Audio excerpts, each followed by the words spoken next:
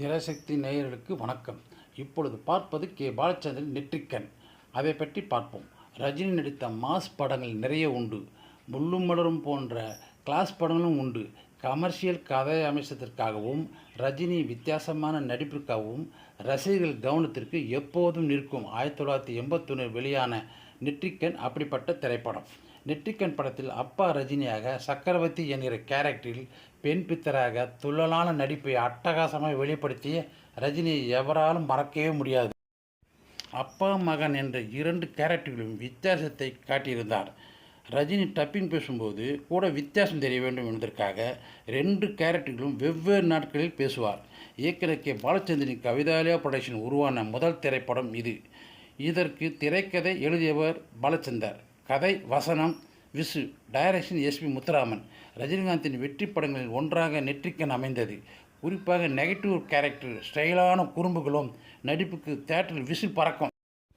திரைக்கதை போல் விசுவின் வசனம் பல இடங்களில் சிறப்பாக இருக்கும்.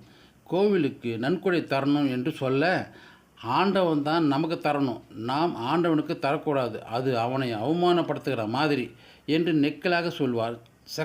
சக்கரவர்த்தி சார், அந்த கோவிலோட தர்மகர்த்தா எம்எல்ஏ என்று சொல்லப்பட்டதும் சற்று ஜெர்க்காகி, ஆண்டவனை கூட பகைச்சிக்கலாம், அரசியல்வாதியை பகைச்சிக்கவே கூடாது என்று சொல்லி நன்கொடை அளிப்பார். இதுபோல் விசுவின் வசனம் பல இடங்களில் நச்சின அமைந்திருக்கும். ரஜினி இமேஜை ஒவ்வொரு படத்தில் உயர்த்தியதில் எஸ். பி. முத்துராமனுக்கு பெரும் பங்கு உண்டு.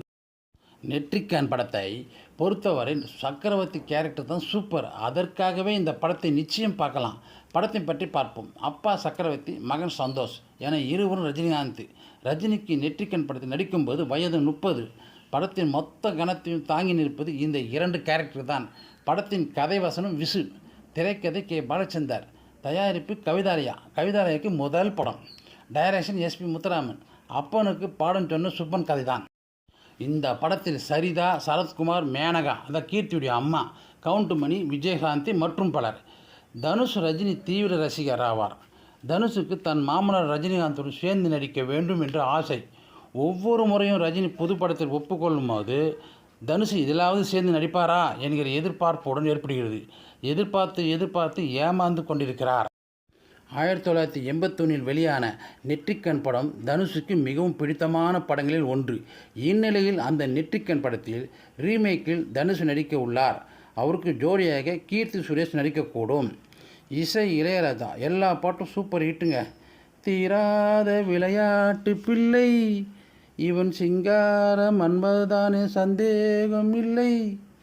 அடுத்தது ராமனின் மோகனம்.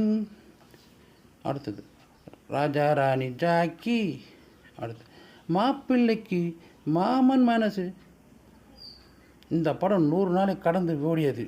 ரஜினிக்கு வெற்றி படங்க. நன்றி.